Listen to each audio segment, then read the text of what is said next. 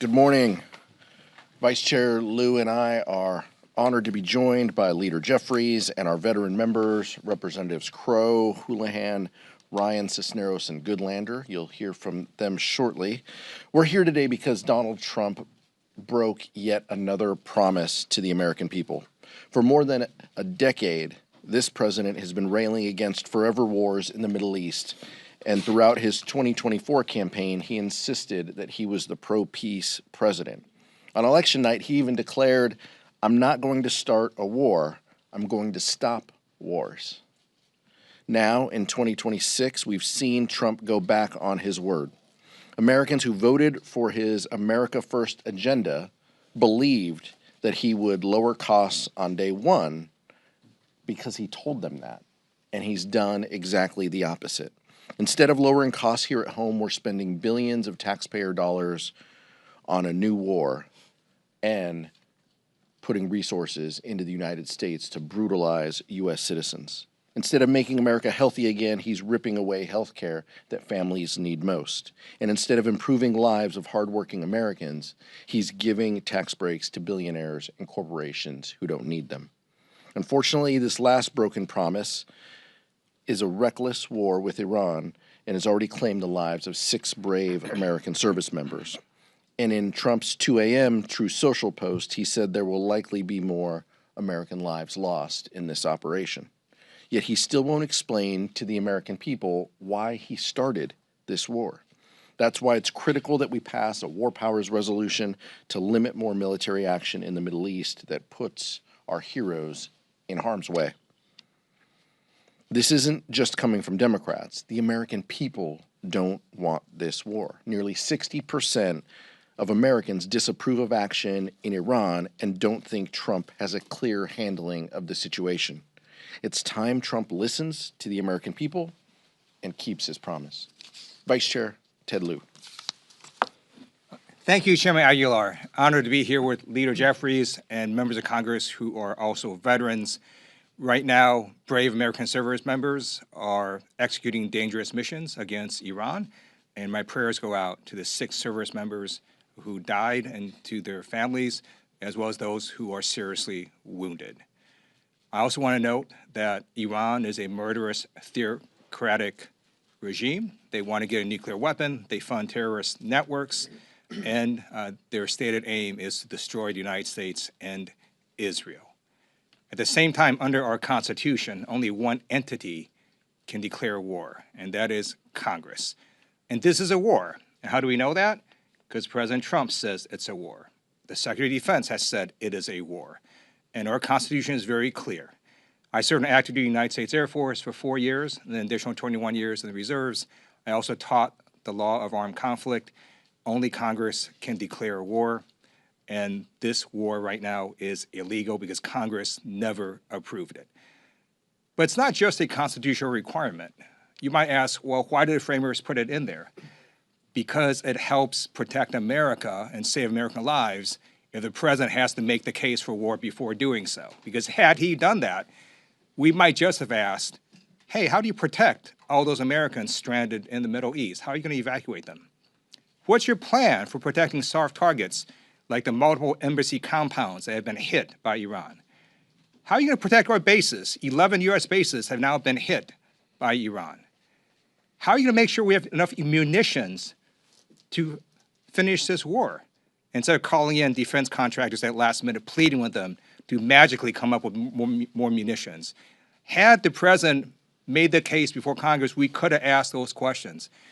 But he disrespected the American people and disrespected Congress by not even trying to make the case for the war with Iran.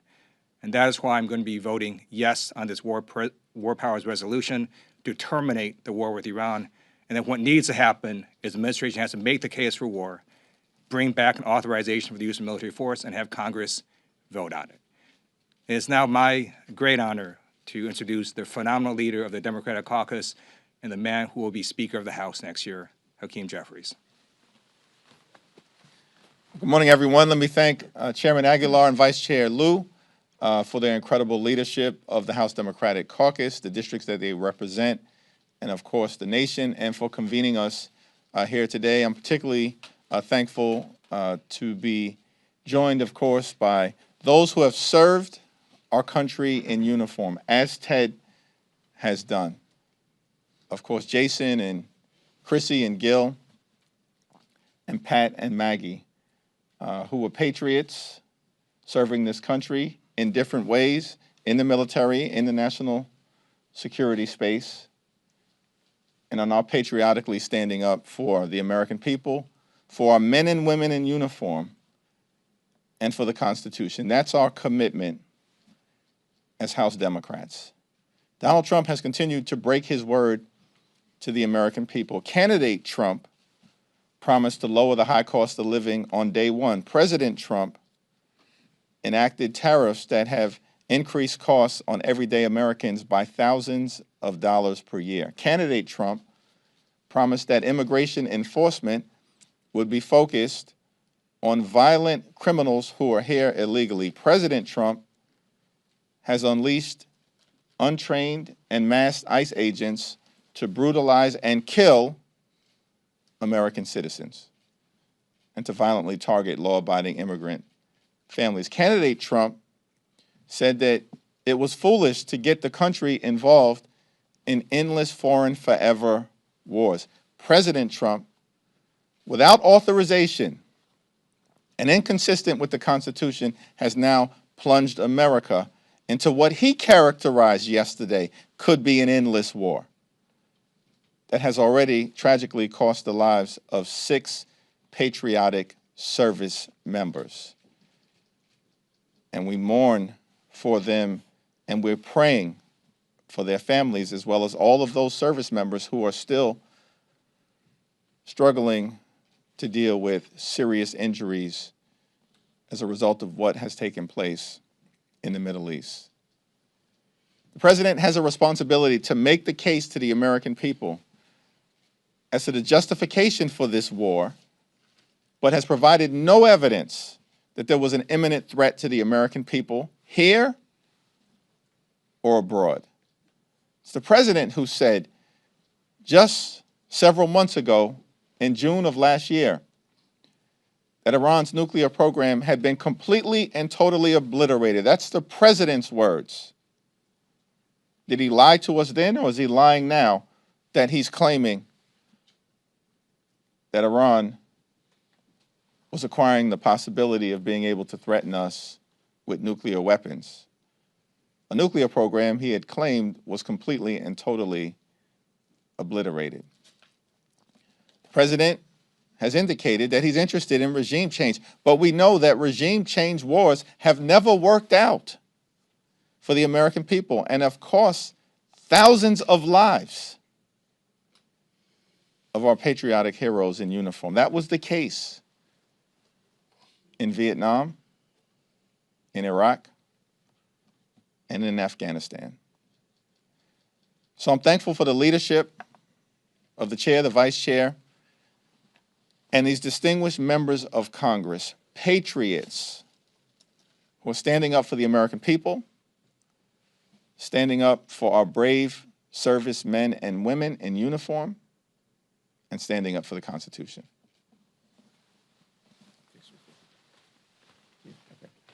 It's now my honor to yield to one of those patriots who has served the country admirably, heroically, and bravely in multiple theaters of war, and is now doing so, serving this country as a distinguished member of Congress representing the great state of Colorado, the Honorable Jason Crow.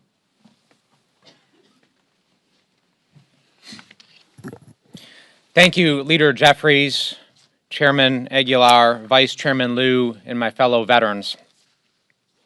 After trillions of dollars, thousands of American lives, decades of endless conflict, my entire adult life, a quarter of a century of American war, here we go again.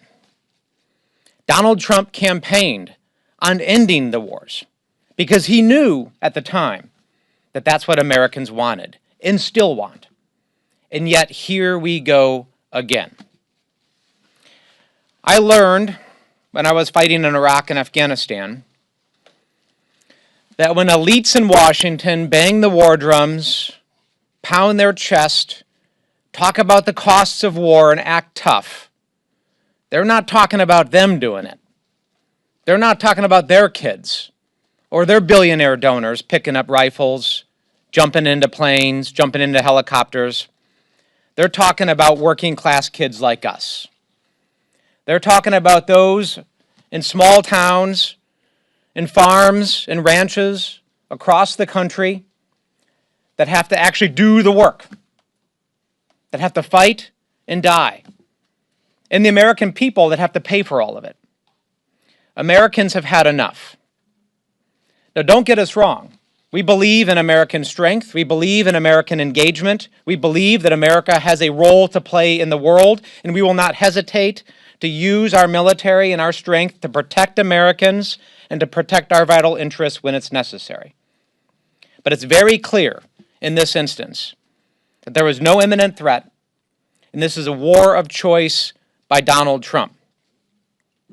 There's a lot of talk and discussion in D.C. sometimes about notification requirements and process and procedure and what the Constitution requires. And I understand that a lot of Americans who are just trying to raise families, build businesses, don't immerse themselves in these debates. But I'll tell you why that is important. Why what we're talking about, resuming our control, is important. Because it's about accountability. It's not simply just about our interest in being involved and notifying. It's about accountability. Because nobody is going to sit here and tell me that after 20 years of war in Iraq and Afghanistan, failed military endeavors, that if this Congress hadn't been forced to debate and vote and finance year after year, and to take the accountability for this and to put the American people back in the driver's seat for these conflicts, that they wouldn't have ended sooner or differently. That's what this is about.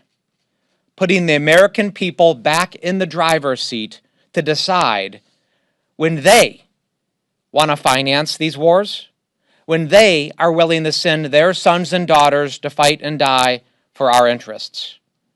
We will be relentless in pursuing that accountability and that transparency and putting the American people back in the driver's seat for the most important decision that their government can make.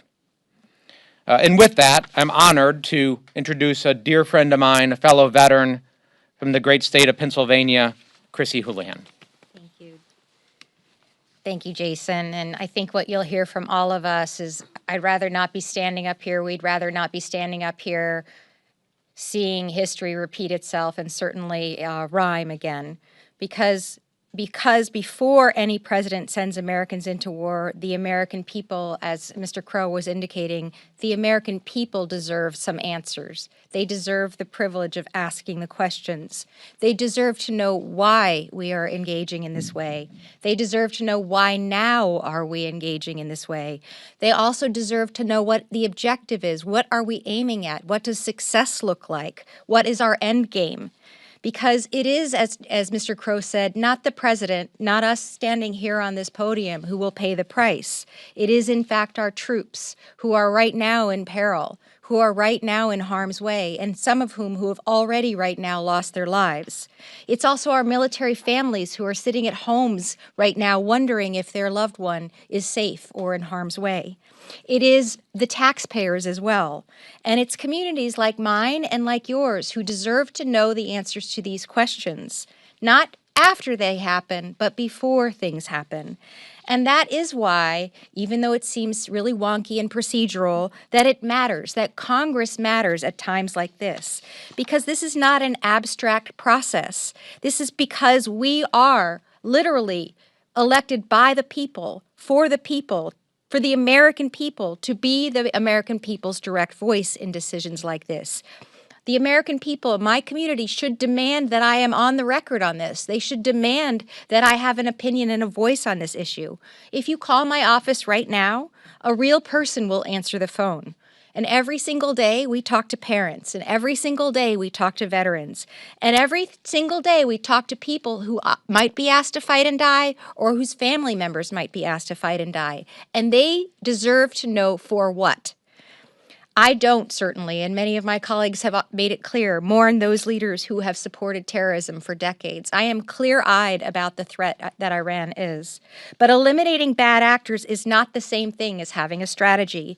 And as importantly, abandoning our own values and our own rules of engagement is also not the same thing as having a strategy. Doing so destroys this American covenant that we have entered into together, while inviting targets of our actions to return the favor in the future. War is not a reality show. There are no retakes. There are no stunt doubles in this case. There are only consequences, and those consequences are measured in American blood and treasure. Our service members deserve a mission that is worthy of their courage, and the American people deserve a say. And the President owes us all a clear plan. Thank you for the opportunity to speak with these amazing colleagues of mine. It's my privilege to yield to another amazing colleague of ours, Representative Pat Ryan from New York.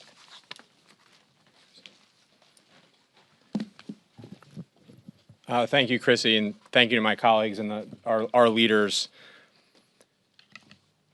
I think for all of us, this is certainly personal, but I want to be clear, it's not about us individually, it's us as representatives of a generation of patriotic Americans who love this country so much that they were willing to sign up, to put their lives at risk, to trust that the government would only send them into harm's way if they absolutely needed to, if there was no other resort, if there was an imminent threat, and if there was a real plan to accomplish a mission to keep them safe, to responsibly end that conflict.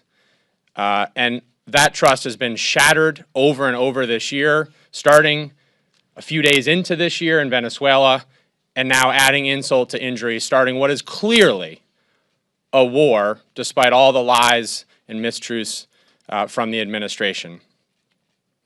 And I understand and I acknowledge that a lot of the American people and the coverage has been about process and, as my colleagues were saying earlier, theoretical, intellectual war powers and so on. But we need to be very clear. This is not about process. It's foundational and fundamental. It's about people, the American people whose voices have been fully absent and fully disregarded and disrespected. In my district, which is one of the most purple in this country, when I talk to folks, especially this weekend, but for the last several years, there's two things that almost every American agrees on. We need our government to lower our costs, and we need our government to stop getting us into open-ended regime change wars, especially in the Middle East. Both of those, obviously, promises that the president explicitly ran on have been broken and is a straight-up betrayal of the people with no accountability so far. On the cost front, not only are we not investing in lowering costs for people on health care, lowering costs for people on housing and food and groceries and utilities, we're also raising the cost. I mean, the price of gas is already skyrocketing. We know the Iranian regime is deliberately focused on driving that up to hurt all of us and especially the American people. And I'm sure many have already seen there's already a tracker running. And if you haven't, I would point you to it, tallying minute by minute the multi-billion-dollar cost already to this illegal war and operation. So rather than lowering costs, costs are up and they're going to only go up. And again, rather than ending wars, the president has started two this year. And just very briefly, we're not even talking about Venezuela anymore because I know we've been overcome by all the chaos in abject failure. I mean, they replaced one dictator with another, and now Trump's talking about potentially doing the same to the degree as any coherent plan in Iran. So we as Democrats, as patriots, are focused on lowering costs, stopping wars. That's what this vote is about tomorrow, and that should not be a partisan issue. And just the last thing on a personal note, if I hear one more chicken hawk who's never served a single day in uniform sitting in a gold-plated office in DC or in Mar-a-Lago or anywhere else try to talk tough, having never seen what war is about, I'm going to lose my mind. And we're going to hold them accountable. We're going to call out their BS every single time. And when we do that, the American people will certainly be with us, because that's where they wisely remain. And again, thank you for the opportunity, and thank you to my colleagues. It's now my honor to represent my Navy brother from California, Gil Cisneros. Thank you very much. Good morning, everybody. I'm Congressman Gil Cisneros, representing California's 31st District, and I'm glad to be here with my colleagues. I'm a Navy veteran, member of the House Armed Services Committee, former Undersecretary of Defense at the Pentagon, and I stand here today to condemn this Trump administration's reckless and unconstitutional military action in Iran. Saturday, our country woke up to the news that we are at war with Iran. The news came from the same president who campaigned on no more wars, and the same one who bombed Venezuela just 2 months ago, and just yesterday authorized action in Ecuador. Now, who knows what other country will be next? But despite what you may think, Donald Trump does not have the ability to declare war. Our military is not Trump's private army. Our national security and the safety of our service members overseas are not the president's to play with when he's in the mood for a conflict. These are real lives on the line. We have already lost 6 courageous service members in this unauthorized war, 6 families whose lives will be changed forever. My thoughts go out to those families and loved ones and the service members that we have lost. I've heard nothing from this administration that justifies engaging in conflict in the Middle East. Donald Trump doesn't care. He spoke for 5 minutes at a White House ceremony about the war before he started talking about the drapes he picked out. He continues to prove time and time again that he doesn't care about the safety of our families, of our citizens, our troops abroad, or anybody. America cannot afford another aimless and endless war because of the ego of one man. We must pass the bipartisan War Powers Resolution now to rein in Trump's deadly overreach for the safety and security of every American. Thank you. I now recognize my fellow Navy vet, Maggie Goodlander from New Hampshire. Well, I want to thank our caucus leadership and my colleagues for being here today. We're here because President Trump launched a war of choice, a war for which he has no clear reasons. It's a shifting set of rationales that are dizzying and insulting to every freedom-loving American. He did so with no clear plan or path to victory. He did so with no end game. He cannot, has not, I hope he will, but he simply has not answered the most fundamental question of how does this end? We're here today because we understand that war is hell. And we understand, as one of my heroes, John McCain, used to say, that only a fool or a fraud could sentimentalize the cruel realities of war. Well, only a fool or a fraud could forget who pays the price, who bears the costs of war. It is our men and women in uniform who have been sent into harm's way, and we pray for their safety, we pray for their success, and we mourn the loss of the lives of 6 American patriots who gave their last full measure of devotion in this war. We pray for them and for their families. We do not forget that it is every American taxpayer who will be footing the bill. It's not billionaires like President Trump. Taxpayers who have already footed the bill for a multi-trillion-dollar experiment in forever wars, which we've lived through over the last 25 years. Every American who is right now stranded in the Middle East because there was no evacuation plan for this war before it was launched. Hardworking Americans across our country in my home state of New Hampshire who are already feeling the pain of high costs at the gas pump and in their utility bills, and who are going to see prices spike once again today. We've seen a spike like we've not seen in decades in the last 24 hours. We're here today because we understand that the president has defied common sense in our Constitution, but he doesn't have a blank check to wage war.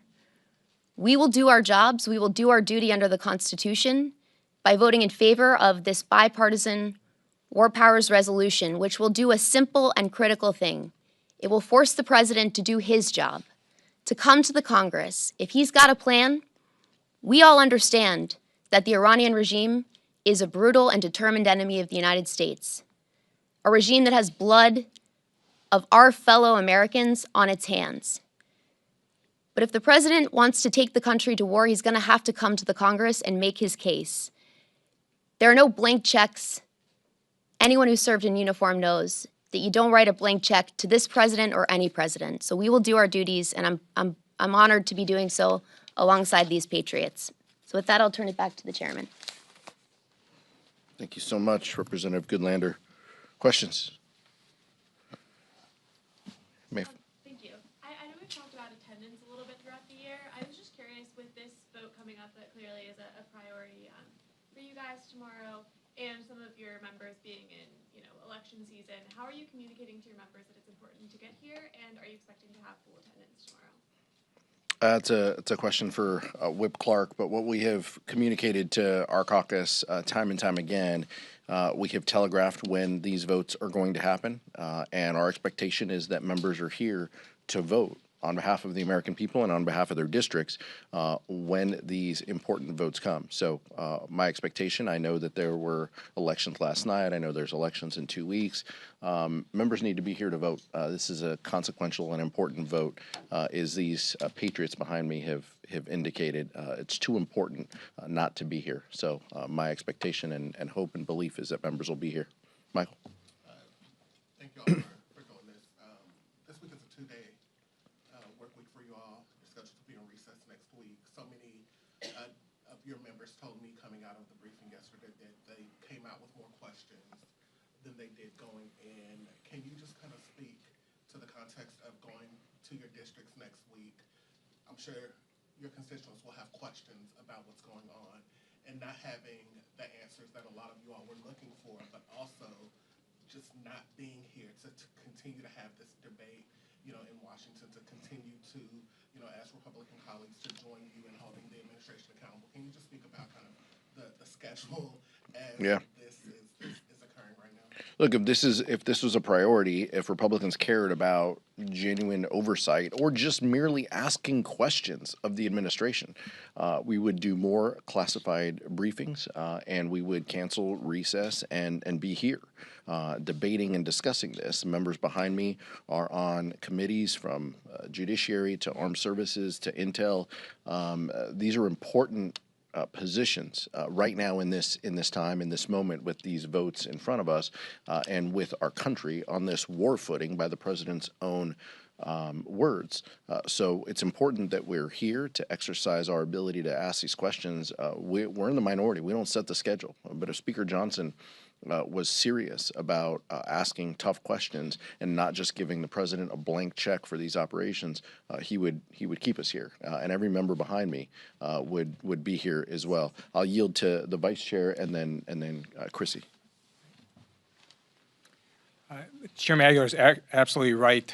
We should be here to ask the questions of administration, but it's not just that the administration isn't answering questions; they're just lying. So we know that the rationales for why they entered this war keep shifting. It was about nuclear weapons, then it was about regime change, then it was about threat reduction, then it was about preventing a preemptive attack, then it was back to regime change, and that was all on a Sunday. And then the next day, on Monday, Secretary of Defense says, no, this is not about regime change.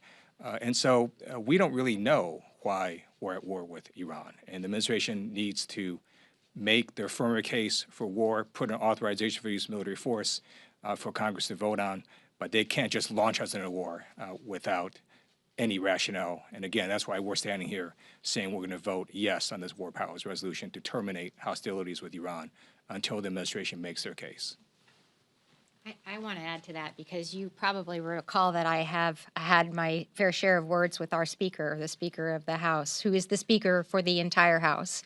And I have a certain amount, not even a certain amount, an enormous amount of disdain for him at this point in time because it's his responsibility to bring us into Congress, to make us be able to be here, to be able to have votes, to be able to have conversations. And he has abdicated that responsibility, unfortunately, on behalf of all of us. And that also trickles down, evidently, to the chairman of different committees that you mentioned.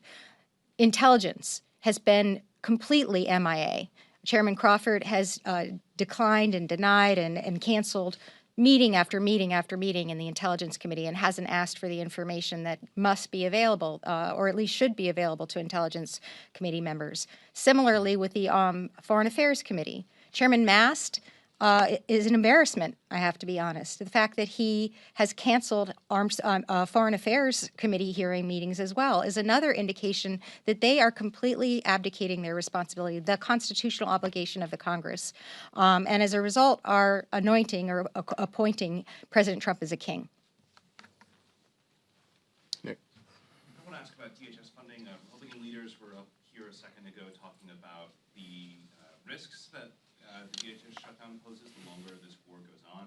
Are Democrats going to oppose DHS funding as this conflict continues? Yeah, we'll continue to oppose this terrible homeland bill because they're trying to use ICE and CBP money against U.S. citizens. They've already killed 2. Their policies are the problem. But keep in mind, and this is just the height of politics, and I realize what the speaker and his leadership team are trying to do. If they were serious about threats and our homeland, why would they try to cut CISA, cybersecurity, 50%, which Democrats stood up for, as saved those cuts from happening in our funding process. So these are folks who are not serious, but these agencies still have the resources to exist. They made sure of that with H.R. 1, including $75 billion additionally for ICE. They can live off of that. But I personally am a supporter of Rosa DeLauro's bill and plan that would, create kind of a check on DHS, slide off ICE and CBP. Let us continue to discuss, debate, and even argue about those while greenlighting funding for FEMA, TSA, CISA, Secret Service, and other agencies that are affected within DHS. The Speaker controls the ability. He can put that bill up now, and I would all but guarantee that bill would pass. He's choosing not to do that. He is choosing to engage in this fake fight to try to make a point and using war as a reason to try to score political points because they know the American people are not with them on DHS funding, not with them on weaponizing ICE, and not with them on this war that the president has led us to. Representative Crow. I want to underscore the tremendous risk that this administration and congressional Republicans have put the American people in right now. At a time where the terrorist risk against the United States and against Americans, both at home and abroad, has just shot through the roof. Unbelievable levels of risk against Americans now as a result of terrorism and cyber risks. At the same time that has happened, they have taken vast quantities of our FBI agents, of our Homeland Security investigation agents, and others with the expertise and the mandate to conduct counterterrorism investigations and operations and cyber operations, and they have shifted those folks to their ill-conceived immigration policies. So we are calling on them immediately to pull those personnel off of their ill-conceived immigration policies that are brutalizing and terrorizing the American people and put them back on counterterrorism and cyber operations. Right? They put a recent college graduate with zero experience in cyber operations in charge of one of our nation's most important cyber entities.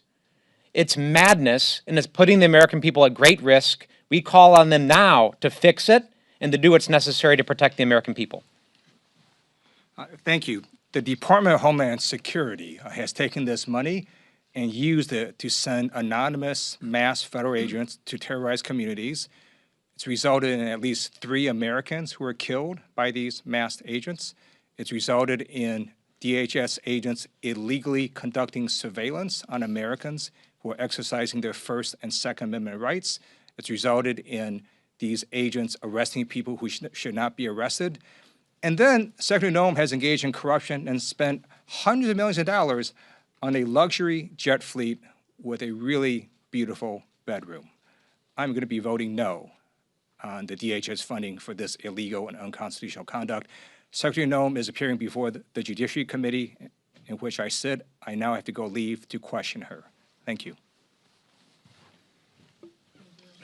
So on attendance again, Mike Johnson has had an attendance problem in the last couple months. And last night's election really solidified that there are Republicans that are not going to be here next year. Like Wesley Hines, of course, he already missed a bunch of votes. Dan Crenshaw lost his primary. Chip Roy is headed to a runoff. Do you think this could exacerbate Johnson's attendance problems? And further, do you expect that there will be more instances of what happened last month of Johnson essentially holding a vote open for a long time while he waits for Republicans to get to the Capitol? There's a lot of jobs I don't want in this town, and Republican whip is definitely, pretty high on that list. So I can't speak to that. But look, that's what I would expect, is that they're going to hold votes open, fly people back, beg them to come back and vote, or just cancel votes. And that gets back to, what Representative Houlahan was talking about, just abdicating the responsibilities here and just saying, oh well, we won't vote on that, we won't deal with that, or maybe we'll push that to tomorrow, and then tomorrow we'll push it to next week. That's what this chaos is exactly. The card that Mike Johnson plays time and time again, and it's because his folks don't care about governing. I have 2 questions. Spain has just banned the United States from using military bases against Iran. President Trump said he will cut off trade with Spain. What do you think about that? And the other question is, the President Obama bombed more countries than President Trump. Did you protest for these wars? Nearly 2,000 US military were killed in the Libya war. For example, Obama didn't ask Congress for authorization. What do you think about that? Yeah, I think these are different. I think these are different conflicts than. But look, what I would remind you is, we were briefed yesterday by Marco Rubio, who screamed to the top of his lungs when he was senator about the importance of Congress playing a role in these authorizations. It's interesting that his tune changes with respect to. Spain, we'll continue to get briefings. These members behind me get military briefings. As a defense appropriator, I'll continue to get briefings. We're concerned about how our allies are responding, and we're keeping in touch, and we're being very mindful of what the future holds with respect to our allies. Any last question? Yeah, some Democrats are sponsoring an alternate war powers resolution. Are you concerned at all that will siphon votes away from the resolution? No, I think that this resolution will have the vast majority of Democrats supporting it. I'm aware of the competing authorization that members have. Members some will take a different nuanced position on this, but I'm convinced that this is where the Democratic majority is. I'll just remind you what we've said before from this podium. The importance of us having collaboration and thought and disagreement and debates, even among our caucus, is important. Unity doesn't mean unanimity. And that doesn't mean that we will all get to the same position, but we can still be united in standing firm that Congress has an ability within Article 1, Section 8 of the Constitution. This is our role. And members on different sides of the war powers resolutions all feel that the Constitution matters and that we have an ability to say, to dictate what that looks like. Thank you.